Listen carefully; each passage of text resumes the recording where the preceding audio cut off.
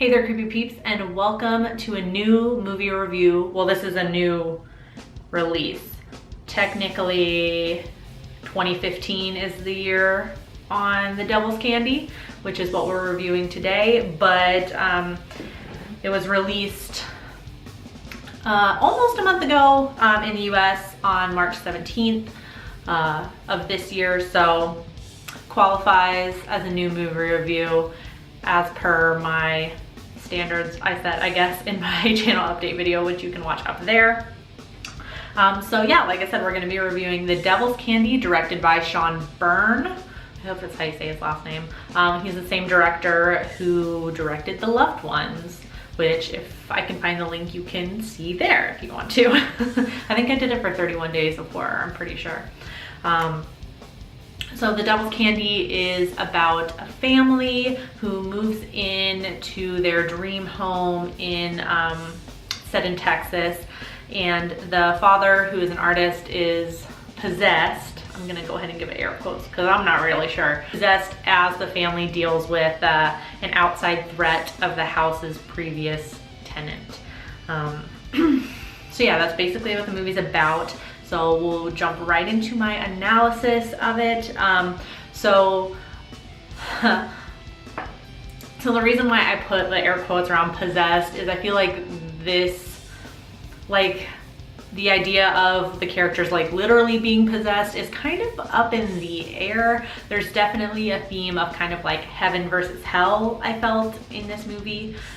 So we have the previous tenant, or one of the previous tenants of the house, Ray, who is definitely very sick in the mind, and he's hearing like this like satanic chanting and things like that, so he's constantly trying to block it out.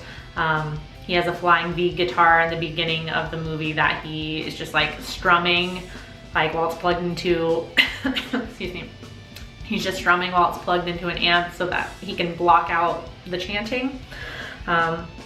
Which that guitar gets incorporated into the soundtrack, which I'll come back to, or the score, I should say. He kind of, to me, was kind of like the physical representation of the devil, obviously because he's a psycho and he kills children, but you get the idea that maybe he's kind of like possessed and being called upon to do this by Satan. There's a lot of imagery around that idea. He rents a hotel room and he's always watching these like religious programs that are talking about, like, one of them is kind of like one of those, I don't even know what you call them, like the televised like sermons or something like that, where some guy's preaching about being possessed by the devil and how he's everywhere. And another one is kind of like the history of Satan. Like, he's watching this a lot while he's in that hotel room. And then you have the father of the family, Jesse, who's the painter, and he also kind of gets possessed by, it's what it seems to be the same force. Like, he also hears the chanting, but I think there's other forces working inside of him, because obviously he's a metalhead, his daughter is kind of a metalhead. They're definitely they're like, the parents are kind of unconventional parents, and kind of brings up the idea of even like hip parents can't really protect their children. I like that idea.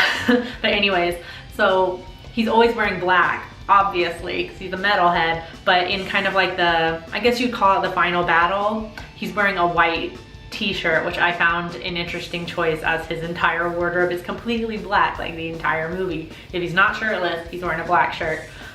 So in the final battle, he wears a white shirt, kind of, and then we have Ray, who is in a completely red jumpsuit. So there's definitely kind of that imagery of, like, you know, heaven versus hell, like Jesse's representing heaven, Ray's representing hell, and they clash. Take that even further, Jesse, usually when he is being possessed or kind of during the final battle scenes, he's frequently framed in the center, he's framed within the center of the frame, which indicates maybe kind of like a divine presence or divine power about him. But I'll go back to the reason why I thought like they maybe weren't possessed, because I don't know, Ray seems just kind of like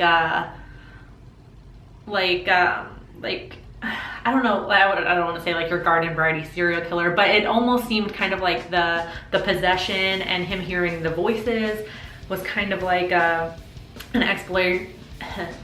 It felt kind of like an exploration into why people do bad things, you know, when serial killers are caught and interviewed and stuff, like there have been the occasional one that have heard voices telling them to do things and stuff like that. So I kind of felt like it was that, maybe it was kind of like that, but I guess that doesn't really explain why Jesse hears the voices as well. I guess we'll move right into my review of it, my opinions.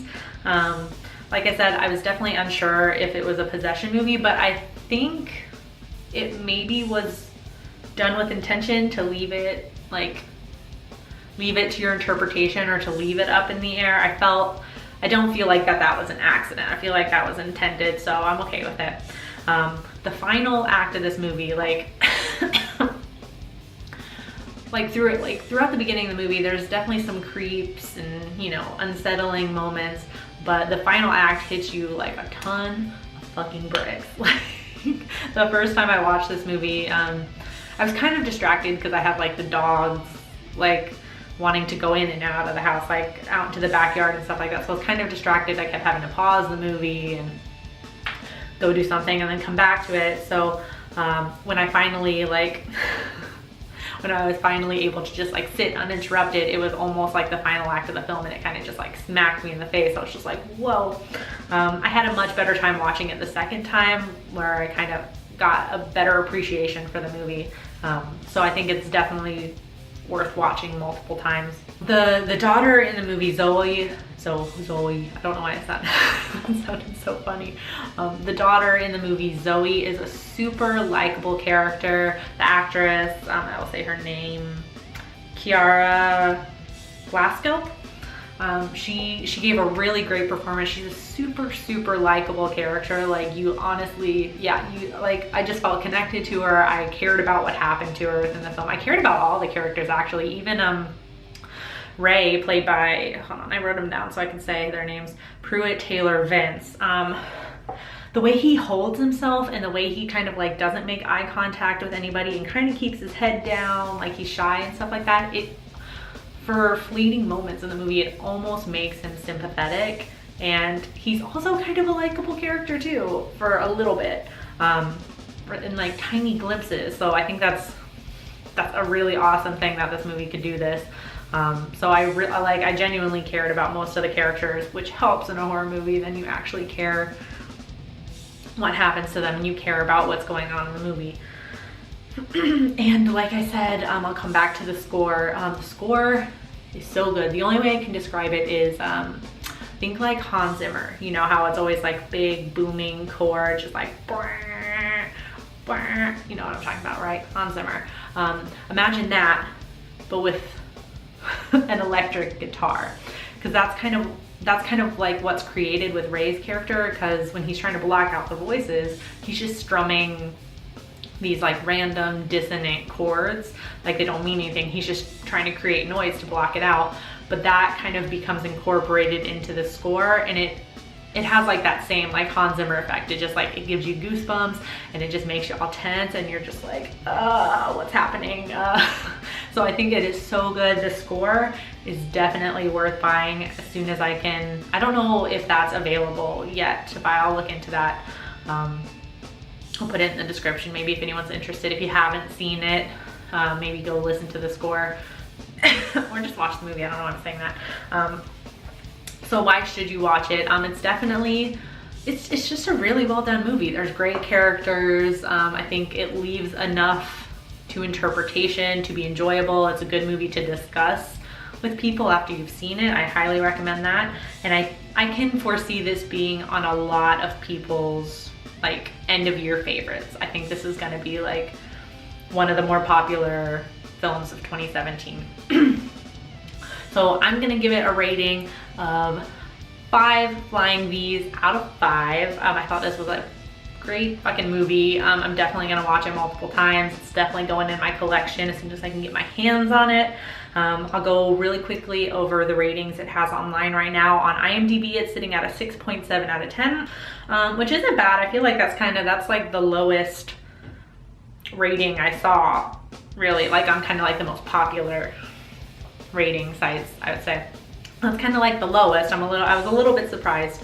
Rotten Tomatoes right now is sitting at a 93% critic scoring, which is wow. And it has a 71% audience, which I think is fair. Roger Ebert, which I'm not really surprised, gave it a 3.5 out of 4.